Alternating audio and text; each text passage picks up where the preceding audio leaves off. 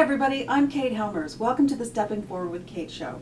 Today we have filmmaker and actor Ben Solenberger. How are you? I'm good. How are you? Good, good, good. One of the reasons he is on the show today is because he's one of the people that I have known that is the most positive person and stays motivated. And in the entertainment industry, as you might know, that is really difficult to do. It is. So welcome to the show. Thank you for coming. Thank you. I'm excited to be here. So what I usually do is start out with 5 questions for people, just so that the audience can learn, you know, the show is all about energy and starting forward. The audience can find out from other people what they do. So the first one is, what is a favorite book or quote of yours? Favorite book right now is the current book I'm reading. It's called The Slight Edge, which is all about mastering consistency with everything you do. Oh, interesting. Yeah, and my favorite quote in the book is, in order to have massive success, you have to double your rate of failure. And that's such a big thing for me. Wow. Mm-hmm. In order to have success, you need to double your rate of failure. Yes. That's kind of like the Thomas Edison thing. You have to. That is 10,000 ways not to make a light bulb. Exactly. Yeah. Exactly. And he finally found the one. Oh, that's great. So the whole book is great? The whole thing is great, yeah, because it just talks about every single day having the slight edge over everyone else because of mastering consistency with everything you do. Whatever it is, make sure it's consistent day in and day out to achieve success, because a lot of us just, you know, meander around, not sure what to do day to day, wishing you had something more and hoping that one day that opportunity is going to come. But this, you will definitely achieve success as long as you stay in that path. Love that. Wow. That's positivity for you. That is. See, I There told you go. And what is the best piece of advice you have ever received? The best piece of advice was, it's something so simple, but I was shooting this movie, actually, we're going to talk about later on, in Virginia, and I had one of my idols that I always wanted to work with was Clint. I grew up watching character actors. Aww. And we were shooting a scene, and I was getting ready to come back to LA. This was a little over 3 years ago. And I told him, I was like, I just want to act full time. I'm not going back to my job. I hate it. I don't know how to do that. And then he goes, everybody's always whining about acting. He goes, just effing act. And it was such a great piece of advice. Yeah. It was so simple, and it just hit me hard. And as soon as he said that, I just came back to LA. I quit my job I'd been at for 5 years, didn't look back, and everything started to spiral because I only said my income will come from this. Mm-hmm. And it's worked. Wow, that's incredible. Mm-hmm. But that focus. It was the focus, yeah. Maybe it wasn't the advice, but sometimes you need that little kick in the butt by getting somebody that says something that's probably a thought you've had a million times, but them saying it goes, oh yeah, that's what I have to do. Mm-hmm. Yeah, that's so true. Everyone has had a tough time in their life. What did you do in order to step forward from that tough time? I guess the film again. I know everything's related to that, but that's been my current past few years. But it was such a tough time because I'd always dreamed of having a girl in my life. I just, from a kid, but I had no confidence at all. I just could not ask out anyone to save my life. It was just like, I had these like dream dates I would plan as a kid. And then finally when I got that opportunity, this girl just broke my heart, and it ended so quick. And I took that negative energy that I was feeling, and it took me time, and I started to write about it. I said, at least let me take this experience and turn it into something that's going to give me some type of peace with it, whether nothing happens with it. But then it turned out that I liked the script and said, let's just make this instead of just having a thing that's sitting here. Oh, how fun. Mm-hmm. Okay. And what habits do you have on a weekly, daily basis that help you keep moving forward? It's very hard to keep consistent with anything. But the habits that I've really learned in the last few years, because basically everything that you want to be successful in, you have to treat like how you brush your teeth or turn on a light switch. It just has to be second nature. You get up, you do it. So the one that's been kicking in for me is listening to motivational speakers. I listen to probably 5 or 6 hours a day of motivational speakers. Whenever I'm doing anything that requires just a task, whether I'm cleaning or driving, anything, I put on motivational speakers. Anytime I catch myself listening to music, which I do too, but it's instead reinforce the positivity. And there's so many great speakers out there that just make you motivated beyond belief, and that's a huge thing for me, and it just makes everything else become consistent. And that's what I see with so many people, is if they're doing that, they do succeed, they do move forward. And if they're not doing that, if they let other things get into their life, or they're listening to negative people in their life, Right. it pulls them where they shouldn't be going. Constantly, and that's the hard thing too, is because you listen to all these things, but then immediately life starts to get at you. Yeah. Because that negativity still exists out there, and it's going to keep encountering us, but we have to find ways of just saying, okay, I heard you, and then move on. Right. And that's why it's like they say that you are equivalent to the top 5 people you hang around with. And it's very true, because if you start hearing this negativity from these people, you just have to cut people out, and it's very hard to do as well, especially when you've known them forever. But they say also your financial bracket is typically within $2,000 or $3,000 of the top 5 people you're around. Well, take a look at your friends, and if they're always complaining about money, probably not the people you want to be around.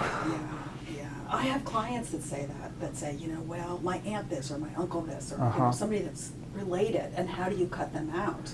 And I try to explain to them, it's not that you're necessarily cutting them out of your life forever, but what you do is your inner circle are positive people. That's it. That's And brilliant. then those people you see at Christmas or whatever, and you just have a different life, and they'll complain about it, but that's their Right. problem, not That's your it. problem. Yeah. It's really it. Yeah, you just cut them down. You say, instead of spending 2 hours a week with them, I'll spend 20 minutes. Right. It's just slowly, progressively losing the bad, and eventually it kind of just works itself out. So that's what you did. I did. Or unless I can change people to be positive, but it's very hard, because unless someone else wants to change, and you also don't want to be preachy. If someone doesn't want to hear and they don't want to change, I'm not going to change somebody. Right. It has to come from within. That's all. It's all willpower, and a lot of people don't have enough willpower to want to change. They want to. It seems more people are interested in complaining about changing. You can complain all day long, but I'll be over here being consistent, and we'll see what happens. Yeah. So I have a question that's kind of tough for industry people, because industry people, entertainment industry people, tend to be A-type personalities, and or at least very energetic, because they're eating healthy and they're trying to strive for things. So the question is, how do you relax? I haven't mastered that. I haven't figured that out, to be honest with you. Look at me, I'm fidgeting all over. Relaxing is a hard thing. There is something I do read about too, and I have yet to do it, is meditation and yoga. Everyone talks about that, and every successful person talks about having meditation time. I find myself, if I start to meditate, I'll fall asleep, or I just get really annoyed. I'm like, why are you wasting time sitting here? And those thoughts, I think that's something that I need to work on. So the relaxation, I'll let you know. I wish that's a struggle. A meditation kit. This is going to be a challenge. Okay. He had a challenge, which we'll tell you about later. But I'm winning, by the way, so far. Excellent. I put together a meditation kit, how to meditate for clients, a number of years ago, because I had the same problem. Really? I needed to be doing 2 or 3 things at one time. Right. And I put the meditation kit together, and I'm going to give you one. Amazing. And in 3 or 4 months, I would love for you to come back, and I'm just laying it out there for you and challenging my kit to see if it worked at all. Okay. How's that? Challenge accepted. Okay. I love it. I've been looking for something along these lines. Right, so. because meditation just did not make any sense until I figured this out. And that's what you use. Right, that's what I use. Okay. Right. But they're very, it's a variety of meditations, because I need to be doing things at the same time. Right. Meditating. How now? Do you spend hours a day, or like 10 minutes a day, or At least 30 minutes a day. Okay. Right. And do you struggle to do it still, or has it No. become part of your? Oh my gosh, it's fantastic. Yeah, It's that's fantastic. everyone I read about. It connects to my intuition. It's I teach clients that, because connecting to your intuition is so important. Absolutely. And as an actor, that's a huge thing. That's Exactly. all you have. Right. Yeah. It's really. All right. So, I'm excited. 4 months from now, he will know how to relax. Let's hope. So who have your mentors been? I mean, there hasn't. Unfortunately, it's a lot of times when you leave high school, there's not people that just come into your life that they're a mentor. You kind of have to go after them. Find them. You do, and even if they're not mentors that are necessarily people in your life but these motivational speakers to me are mentors. I mean, there's Tony Robbins was a huge one when I first found him, but then there's Les Brown and Eric Thomas are motivational speakers that I can't. And there's a guy, Greg Plitt, who died a couple years ago, that was a bodybuilder, but everything he said just relates to life, just bettering yourself as a person. But these guys, I mean, the consistency of listening to them, it just is ingrained in my brain, so I feel like they're mentors. But then finding actors having Clint Howard in the movie and things like that, they're people that I just look up to and see the consistency that they're doing to just keep moving forward and working, and I aspire to be like them, and it's a huge help. So you find that working with these people, because I think a lot of people in the world think that actors come to Hollywood, or people come to Hollywood, they become actors or directors, and they just make it. That's it. You push the Right. button, and that's what happens. Mhm. And even, I remember watching a George Clooney episode of an interview where he said it was 8 years of struggling. Yeah.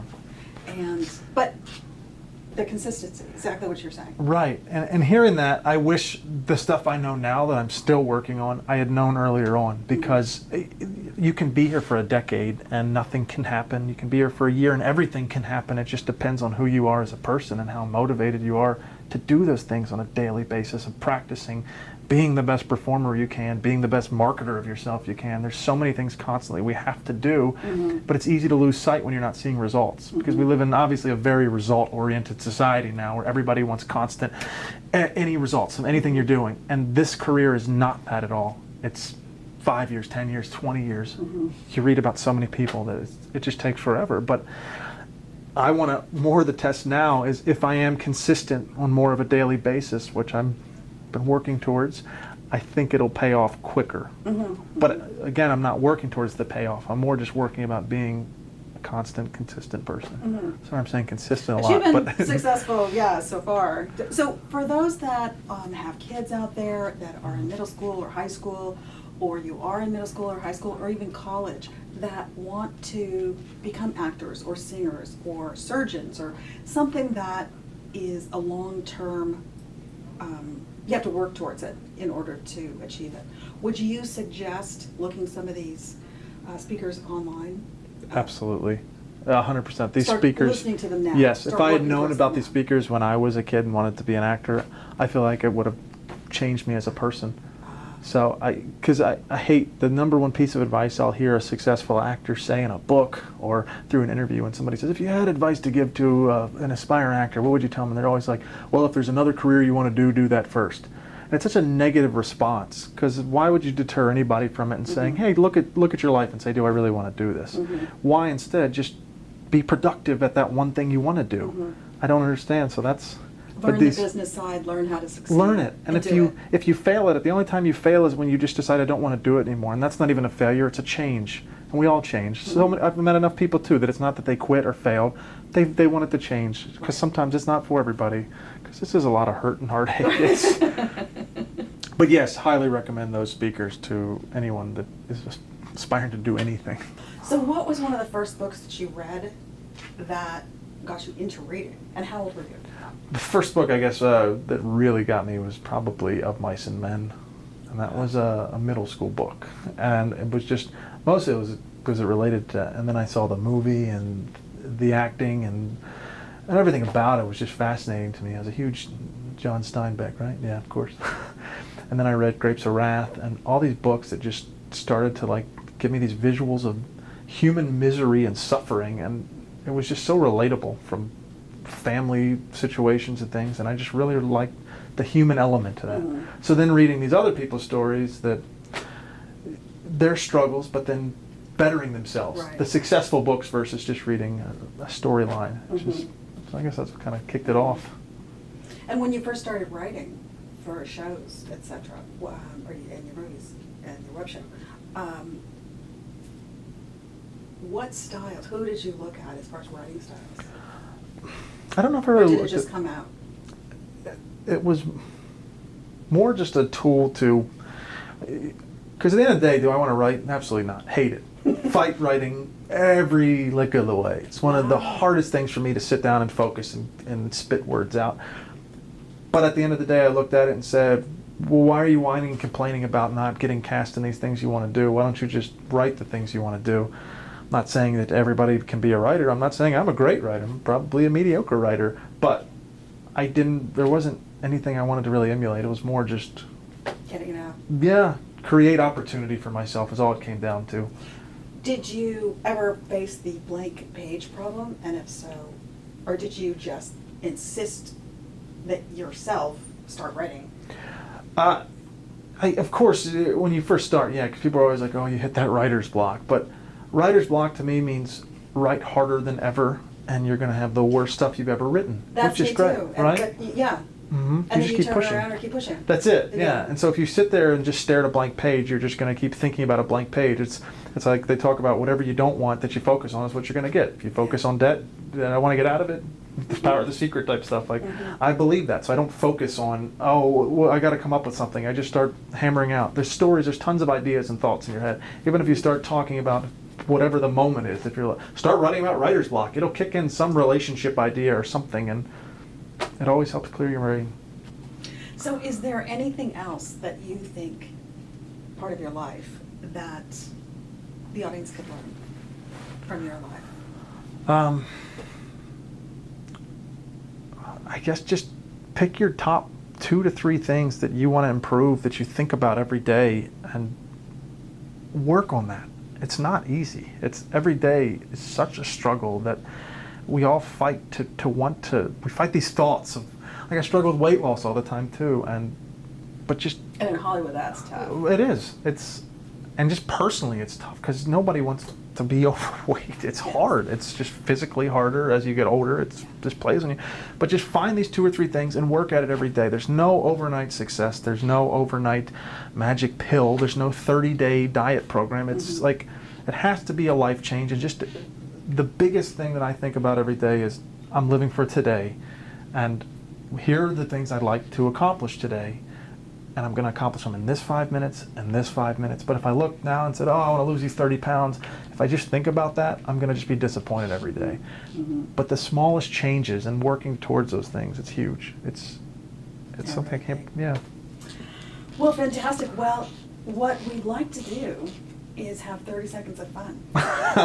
We could use 30 seconds of fun. 30 seconds of fun, and I'm going to talk as fast as I possibly can. Okay. Ask questions, okay? I'm going to answer as quick as we can. Okay. Do you have a sweet tooth or a savory tooth? Sweet tooth. Really? Okay. Yes. What accomplishments are you most proud of? Filmmaking and pursuing dreams. What's the best vacation you've ever been on? Alaska, I went a few months ago. Oh, cool. What do you hope to accomplish next in your life? What's your next goal? To achieve television success as an actor. And what is a character from a book, TV, or movie that you've always resonated with? From a kid or now? Or... Pee Wee Herman. he's a free spirit and gets to live life like a child. Okay, that's 30 seconds. Wow, this goes so Whoa, fast. That's fast. But before we leave, tell us about your new project. Ben, Yay. as a filmmaker, has put together Guys and Girls Can't Be Friends, which could, of course, be an entire show that we could debate. We could do a lot of debating. But tell us about it. How did you end up writing it? So that was what I was talking about with the relationship that broke my heart, and I wrote a script, and again, mediocre writer, did a few drafts as I could, and then my friend who had just graduated with an MFA in directing, he took the script and did about another dozen drafts, and we got it to a place and said, let's make this. We had no money, this was our 4th feature we had made. The other ones that had no budget, it was just a learning process, and we just kept getting better and better. And we wanted to work with character actors we admired, that we were like, these are the people we want to have careers like. So let's see if they'll do our movie. And then validating, saying yes, gave us the means to move forward and just say, hey, what do you got in your bank? Let's pull what we all have in our banks with my group of producing buddies, and we got the film done. Do you think you answer the question? Can guys and girls be friends? I don't think I really answer it. I think I give you my point of view on it, but it's really your story from... It is, and then it's loosely based on my buddies. He had more relationship stories to kind of put into this, to kind of make it a more in-depth relationship. So, but I think we answer our point of view on it. Well, that sounds interesting. Yeah. So anyway, get it. You can get it. It's available. Yeah, it's on every major cable network through DirecTV, Comcast, Charter. You can pick it up at Best Buy, Barnes & Noble, Stars, any of that fun stuff. And I dare you not to laugh. Very funny. Yeah, it is really, really cute.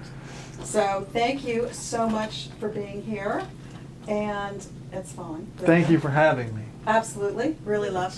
And just so you know, the little contest here was whether he would get me to swear, which I did not. I just wanted her to swear once on her own show. Didn't do it. No, Didn't do it. we Didn't both do kept it clean. Yes, we well, did. We did. Next time, on the after hour show. I like it. We'll do that. I might. Ooh, there's an after hour show. So thank you so much for joining me, Kate Hellmers, Ben Solenberger. Boom. There you go. And with the Kate, Stepping Forward with Kate show. So check us out on YouTube /Your 10 Keys, the number 10, 10, your 10 keys, and your10keys.com. And become a VIP member, and you'll get to see the after shows and we have lots. You learn how to meditate. Ooh, I have to show you the that's meditation. huge. I'll There be you go. a member. Yes, it walks you through how to do that. That's and how amazing. to clear your energy and all kinds of things, business tips, etc. So thanks again for joining us. See you next time.